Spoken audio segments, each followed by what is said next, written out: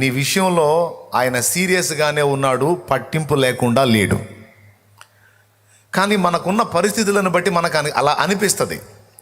అసలు దేవుడు నా గురించి పట్టించుకుంటున్నాడో లేదో, మనుషులు వదిలేసినట్టు దేవుడు కూడా నన్ను వదిలేశాడా, లేకపోతే దేవుడికి కూడా నా మీద చిరాకు పుట్టిందా, చెదరేసిందా, దేవుడు కూడా నా మీద విరక్తి చెందాడా, ఏమో దేవుడు కూడా వదిలేసినట్టు ఉన్నాడు నన్ను. కొంతమంది అంటారు దేవుడు కూడా నా మీద జాలి పడట్లేదు అన్నయ్య అని. అసలు ఆ మాట క్రీస్తు యేసునందున్న ఒక విశ్వాసి అనడానికి వీల్లేదు. యేసు ప్రభుని ఎరగని ఒక అన్యజనురాలు ఆ మాట అంటే అందులో అర్థం ఉంది. ఎందుకంటే సత్యం వారికి తెలియదు గనక, వారు అజ్ఞాన దశలో ఉన్నారు గనక ఏది పడితే అది మాట్లాడతారు. క్రీస్తు యేసునందున్న మనం అలా మాట్లాడడానికి వీల్లేదు అంటుంది వాక్యం. ఎందుకంటే ఎప్పుడైతే నీవు సత్యవంతుని తెలుసుకున్నావో, ఆయన రెక్కల నీడకు వచ్చేసావో, ఇప్పుడు దేవుని నువ్వు ఎరుగుట ద్వారా ఆయన చేత ప్రత్యేకంగా నీవు ఎరుగబడినావు.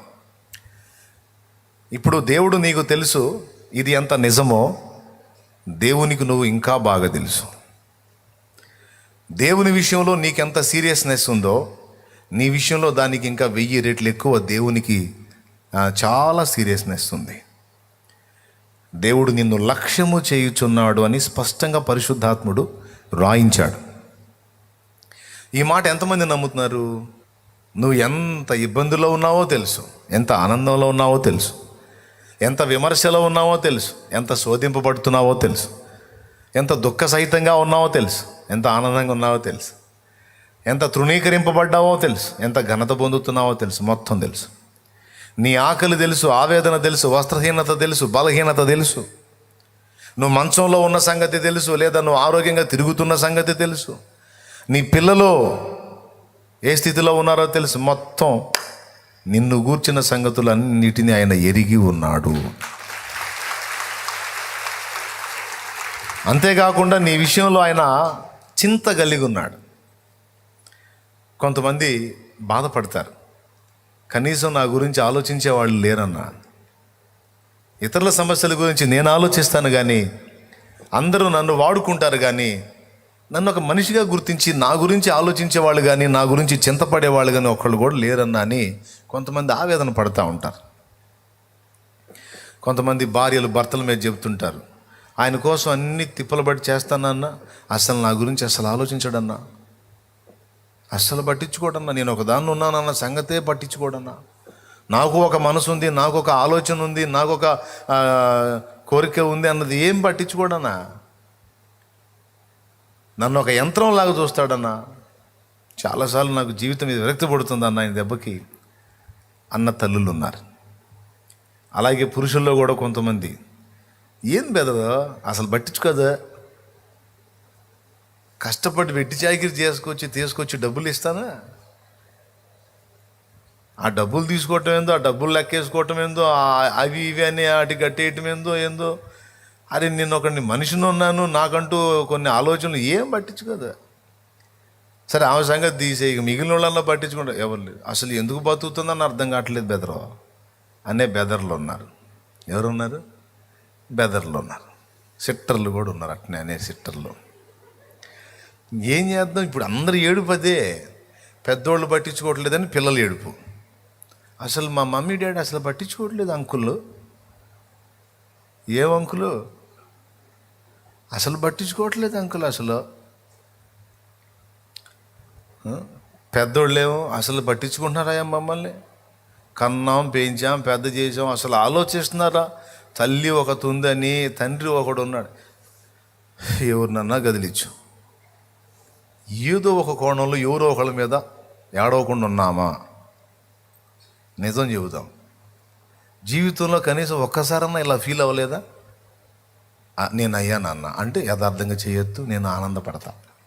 ఎందుకంటే నేను చాలాసార్లు అటు ఫీల్ అయ్యా. ఈ లక్షణం నాకే ఉందా అందరికి ఉందా అనేది తెలుసుకుందాం వల్లే. నువ్వు ఎప్పుడు అటు ఫీల్ కాలేదా తమ్ముడు? చేయత్తలేదు అయ్యావా? Very good. ఇందులో ఎవరం మినహాయింపు లేదు. ఎందుకంటే అందరికీ అలాంటి ఆలోచన ఉంటుంది. మనిషి సంఘజీవండి. తను ప్రేమ పొందుకునే వాళ్ళు కొంతమంది ఉండాలని కోరుకుంటాడు, తనను ప్రేమించే వాళ్ళు కూడా కొంతమంది ఉండాలని ఆశిస్తాడు. అది న్యాయం, మానవ నైజం. దేవుడికి కూడా ఉంది తత్వం. ఆ తత్వం ఉంది కాబట్టి నిన్ను నన్ను సృష్టించుకున్నాడు. ఆయన ప్రేమ పొందటానికి మనం కావాలి, అంతేకాదు ఆయనను ప్రేమించడానికి కూడా మనం కావాలి.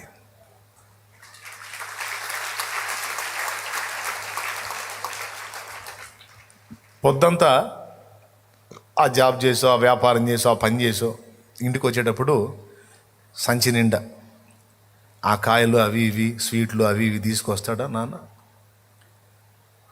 పాపం తను తినడు. అన్నీ తీసుకొని ఈ స్వీట్ మా వాడు చూస్తే ఇలా ఫీల్ అవుతాడు, మా అమ్మ ఈ తిండి చూస్తే ఇలా ఎగిరి గంతేస్తుందని అన్నీ ఆ పిల్లల రుచులన్నీ గుర్తించి అడిగడిగి అన్నీ కట్టించుకొని తీసుకొస్తాడు. తీసుకొచ్చి రేయ్ దాదా ఇదిగో చిట్టి తల్లి దా తల్లి ఇదిగోమ్మా అని పిలుస్తాడు. వాళ్ళు పరిగెత్తుకుంటూ వస్తారు, నానొచ్చాడు. కొంతమంది డాడీ వచ్చాడు. కొంతమంది పప్పా వచ్చాడు, పప్పి వచ్చాడు అనుకుంటా పరిగెత్తుతారు. పప్పా అని సరిగ్గా పలికితే ఏం లేదు, లేకపోతే పప్పి అంటే కుక్క పిల్ల అయిపోతుంది మళ్ళీ. సో పరిగెత్తుకుంటూ వస్తారు. వచ్చిన వాళ్ళు కొంతమంది పిల్లలు, తెలివైన పిల్లలు ఏం చేస్తారు తెలుసా? మాకు ఈ స్వీట్లు ఈ తిప్పలు ఇవన్నీ పడింది మా నాన్న, ఆయన తినకుండా తెచ్చాడు పాపం మా నాన్న అని తండ్రిని బట్టి సంతోషపడి ఆయన ఇచ్చిన స్వీట్స్ తీసుకొని అలా చేయబట్టుకొని లాగి ఓ ముద్దు పెడతారు. అబ్బో ఇక ఈయనకు సుక్కలు కనపడతాయి. దేవునికి స్తోత్రం కలుగును గాక. అమ్మకు కూడా అంతే. అమ్మ తెచ్చావా? నువ్వు తెస్తావు, నాకు తెస్తావుగా నువ్వు అని ఒక్కొక్కళ్ళు అట్లా మాట్లాడతారు. అది ఆనందమే. కొంతమంది చురుకైన పిల్లలు ముద్దాడతారు. ఒకడు ఉంటాడు దుండగుడు, ఆ సంచి లాక్కుంటాడు, వస్తాడు, అది వచ్చావా ఏందో ఆయన ఈయనకు బాగా ఉన్నట్టు, అది రాలేదా అది అంటే, ఒరేయ్ అది గుర్తు రాలేదురా, సరే లేదు అవట్లే అని పోతాడు. ఏదో డాడీ తెచ్చాడు అని సంతోషపడడు. కానీ తండ్రి తపనేంటి, తల్లి తపనేంటి? తను ప్రేమను పంచుతుంది, ఆ వైపు నుంచి కూడా అదే ప్రేమను ఆశిస్తుంది. దినమంతా చాకిరీ చేసి వచ్చిన సంపాదనతో తీసుకొచ్చి బిడ్డకి పెడతారు. ఆ బిడ్డ నుంచి ఒక చిన్ని మాట, మా అమ్మ మంచిది, మా డాడీ మంచోడు, మా మమ్మీ మంచిది అని ఓ మాటో ఒక ముద్దో ప్రేమ. అలా ఎవ్వరూ లేరనుకో తన ప్రేమను పంచుకోవడానికి. అసలు బ్రతికే వేస్ట్ అనిపించింది. నన్ను గుర్తించేవాళ్ళు, నన్ను ప్రేమించేవాళ్ళు, నా గురించి ఆలోచించేవాళ్ళు, నన్ను పట్టించుకునేవాళ్ళు ఒక్కళ్ళు కూడా లేనప్పుడు నా జీవితం ఎందుకు? ఒకడు ఇంకొకటితో అన్నాడంట, 7 అంతస్తుల బిల్డింగ్ ఇస్తాను, 70 ఎకరాల పొలం ఇస్తాను, అందులో తోట ఇస్తాను, నీకు కావాల్సినవి అన్నీ ఇస్తాను, అందులో ఏది కావాలంటే అది నీకు ఏర్పాటు చేసి పెడతాను, అయితే ఒక్క షరతు, నువ్వు ఒక్కడివే అందులో ఉండాలి అన్నాడట. అప్పుడు ఇతను అన్నాడట, ఒక్క మనిషిని నాకు తోడివ్వు, అలానే ఉంటాను అన్నాడట. ఒక్కరు కూడా తోడు ఇవ్వబడరు, నువ్వే ఉండాలంటే అందులో నేను ఉన్నా ఒకటే సచ్చిన ఒకటే నేను ఉండను అన్నాడట. ఏమన్నా అర్థమైందా మీకు? అంతే కదా. అసలు మన బ్రతుకు అర్థమైంది ఏమన్నా ఉందా? ఎవ్వరు లేరు, మనమే ఉన్నాం, అష్టైశ్వర్యాలు ఉన్నాయి. ఏం చేసుకున్నా ఇప్పుడు ఈ ప్రకారం ఆలోచించండి. అసలు మనిషి నైజం ఏంటో. తనను గురించి ఆలోచించే ఒక్క వ్యక్తి లేనప్పుడు ఆ వ్యక్తికి జీవితం ఒక చేదుగా అనిపిస్తుంది. ఏదో రూపంలో కొడుకుగానో, కూతురుగానో, తల్లిగానో, తండ్రిగానో, అన్నగానో, చెల్లిగానో, అక్కగానో, తమ్ముడుగానో, భర్తగానో, భార్యగానో,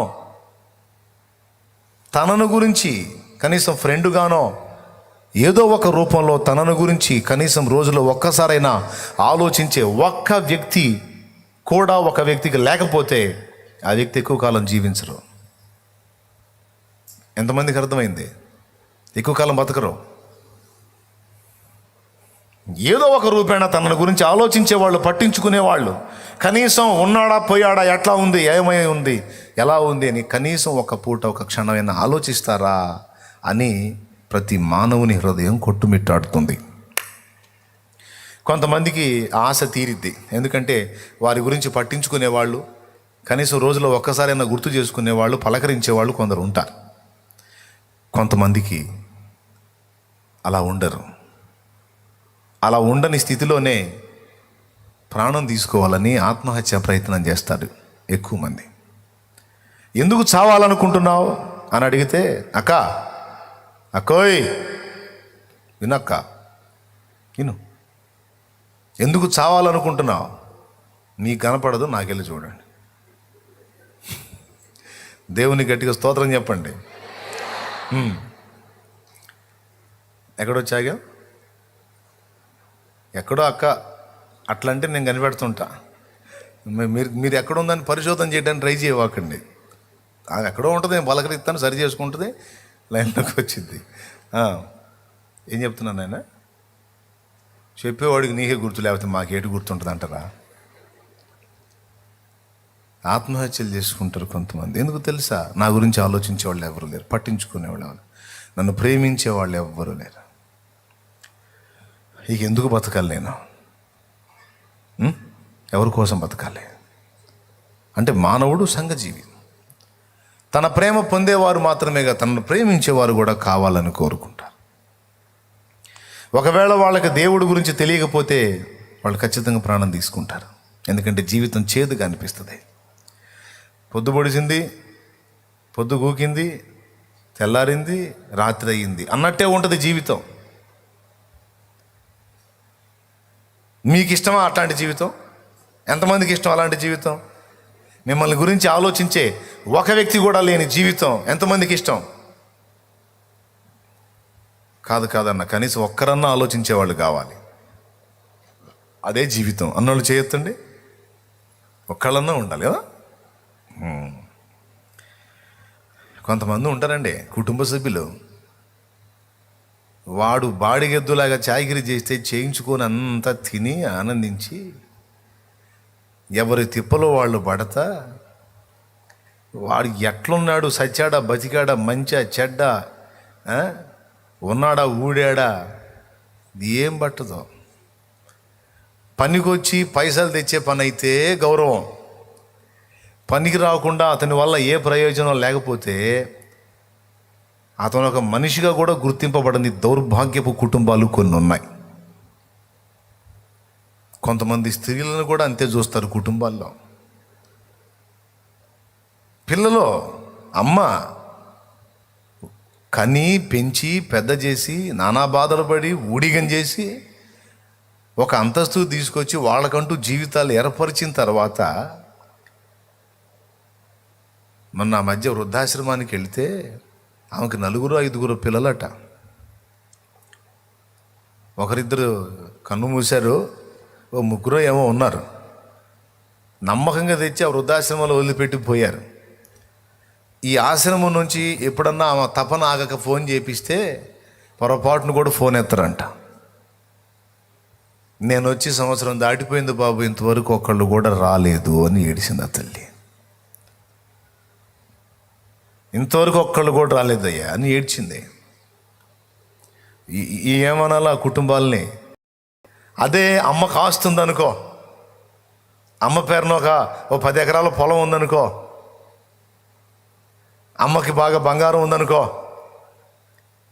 అమ్మ పేరున అక్కడక్కడ 4-5 ప్లాట్లు ఉన్నాయనుకో, అమ్మా లమ్మా లమ్మోయ్ అనుకుంటే ఎంటబడతారు. అది గాజేసిందాకా. అంటే మేము అందరినీ కాదులేండి, కొంతమంది దుర్మార్గపు పిల్లలు ఉన్నారు, వాళ్ళ సంగతి చెబుతున్నా. అదంతా వైనం చేసిందాక ఇక అమ్మ లేదు గిమ్మలేదు, ఎవడికి పనికి వచ్చింది? పాపం నమ్మి వైనం చేస్తే అంతా తీసేసుకొని అమ్మ ఇచ్చినవన్నీ కావాలి, అమ్మ మాత్రం బరువు. 4 ఉంటే కోడలు అంటది, అవునండి, ఆమె మిమ్మల్నే గందా అయింది, మిగిలిన గుంపును కనలేదా? ఎంతకాలం మమ్మల్ని పీడిస్తుంది దురాత్మలాగా? ఆ మిగిలిన 2 కొంపలు ఉన్నాయిగా, ఆ కొంపలు కూడా పంపించండి, మేమే చేయాలా ఏంటి? పంచుకున్నారుగా అందరు బాగానే.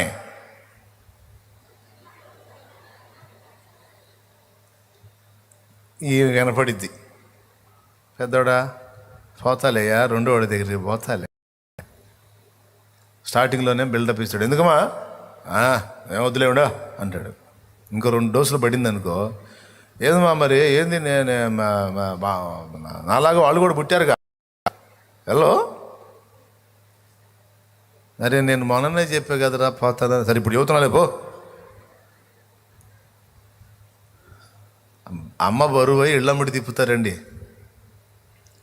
వాడికి బాధ్యత ఉంది, వీడికి బాధ్యత ఉంది, వాడికి బాధ్యత ఉందని. ఏమరా బాబా, ఏమ్మా కోడలమ్మా, నీకు అదే వచ్చిందిగమ్మా రేపు. మా నాన్న చెప్పేవాడు, ఎప్పుడు చెప్పాడయ్యా జాగ్రత్తరా, తాతకు పెట్టిన బొచ్చ ప్లేట్ అండి, బొచ్చ అంటే మీ భాషలో ఏమంటారు మరి నాకు తెలీదు, కొంచెం వెటకారంగా చెప్పారు పెద్దోళ్ళు. తాతకు పెట్టిన తరతరాలు తప్పదు, వారసత్వ సంపదలాగా వచ్చిద్ది. జాగ్రత్తగా ఉండాలి. నాన్న చెప్పేవాడు, మనం ఎట్లా చూస్తామో మనకు కూడా అదే గతులు వస్తాయరా, జాగ్రత్త అని. స్తోత్రం చెప్పండి. తల్లి పనికి వస్తే తల్లి ఉంచబడిద్ది, తల్లి పనికి రాకపోతే పట్టింపులోకి రాదు. తండ్రి బతుకు అంతే. తల్లి తండ్రి సంగతే కాదండి, ఏ మనుషుడైనా అవతల ఉపయోగపడ్డంత వరకే ప్రేమించే వాళ్ళు కొంతమంది ఉంటారు, ఉపయోగపడని స్థితిలో పడిపోయినా కొంతమంది యథార్థంగా ప్రేమించే వాళ్ళు ఉంటారు. నేను అచ్చంగా తల్లిదండ్రిని చూడని వాళ్ళ గురించి ఎక్కువ ఎందుకు మాట్లాడుతాను, చూసేవాళ్ళు కూడా ఉన్నారు. తల్లిదండ్రిని గుండెల్లో పెట్టుకుని కాచుకునే కొడుకులు ఉన్నారు, కూతుళ్ళు ఉన్నారు, బంగారంలో చూసుకునే బిడ్డలు ఉన్నారు. అయితే సగం ఉన్నారు, సగం ఇందాక నేను చెప్పినాడు, సగానికి పైన ఉన్నారు. ఇందాక నేను చెప్పిన రకాలు సగం అని చెప్పలేనులే, కానీ 3 భాగాలు ఉన్నారు. ఇప్పుడు ఇంతకు మాకు ఏం చెబుతున్నారో, నువ్వు గోల ఏంది నీ గోల అనకండి. మనను గురించి ఆలోచించే మనిషి అంటూ ఒక మనిషి లేనప్పుడు మనకు బ్రతుకు చేదైద్దా లేదా? ఖచ్చితంగా చేదే. సో ఏ రూపాయనైనా మన గురించి ఆలోచించే ఒక వ్యక్తి కావాలి. మరి ఏం చేద్దాం? కొంతమందికి అవకాశం ఉంది, కొంతమందికి లేదు. మరి వాళ్ళందరికీ చావాల్సిందేనా అంటే అవసరం లేదు అంటుంది ఇందాక చదివిన వాక్. నీ కొడుకు నిన్ను తల్లి అని గుర్తించకపోయినా, నీ కొడుకు నిన్ను తండ్రి అని పట్టించుకోకపోయినా, నీ తోడబుట్టిన వారు అన్నా చెల్లి తమ్ముడు అక్క అని నిన్ను లక్ష్య పెట్టకపోయినా, నిన్ను కన్నవాళ్ళు నిన్ను వదిలేసి వెళ్ళిపోయినా, లేకపోతే కాలం చేసినా అంటే కన్ను మూసినా, నువ్వు ఎవరికి ఏమీ కాకపోయినా, ఒక్క మాట, నిన్ను తన చేతులతో నిర్మించుకున్న సృష్టికర్త ఒకడున్నాడు. అందరికీ నువ్వు బరువైన భారమైన ఆయనకు నువ్వు బరువు కాదు. అందరికీ నువ్వు ఏమీ కాకపోయినా ఆయనకు మాత్రం ఖచ్చితంగా నువ్వు బిడ్డవి. ఎవ్వరు నిన్ను లక్ష్య పెట్టకపోయినా, ఎవ్వరు నిన్ను గురించి ఆలోచించకపోయినా, నిన్ను సీరియస్గా లక్ష్య పెట్టేవాడు, నిన్ను అరచేతుల్లో చెక్కుకున్నవాడు యేసయ్య ఉన్నాడు. కాబట్టి ప్రియమైన బిడ్డలారా, ఇక్కడ కూర్చున్న వాళ్ళు కావచ్చు, లైవ్లో చూస్తున్న వాళ్ళు కావచ్చు, తర్వాత ఇది అప్లోడ్ అయినాక చూసేవాళ్ళు కూడా కావచ్చు, ఈ మాట గుర్తుపెట్టుకోండి. నా గురించి ఎవరూ ఆలోచించట్లేదు, నన్ను ఎవరూ పట్టించుకోవటం లేదు, నేను ఏమైపోతున్నానని కనీసం నన్ను అర్థం చేసుకునే వాళ్ళు లేరు, నేను ఎందుకు బతకాలి, సస్తే బాగుండు కదా అని అనుకునే వారలారా, మీ విషయమై చింతించువాడు ఒకడున్నాడు, ఆయన పేరు నజరేయుడు యేసు. మీ కొరకు విజ్ఞాపన చేసేవాడు ఆయన. మీ విషయంలో దృష్టి నిలిపి నిన్ను విడువక ఎడబాయక భూమి మీద నీకు తోడై ఉన్నవాడు ఒకడున్నాడు, ఆయన పరిశుద్ధాత్మదేవుడు. నిన్నెంతో ప్రేమించే తండ్రి ఉన్నాడు, ఆయన పరలోకపు తండ్రి.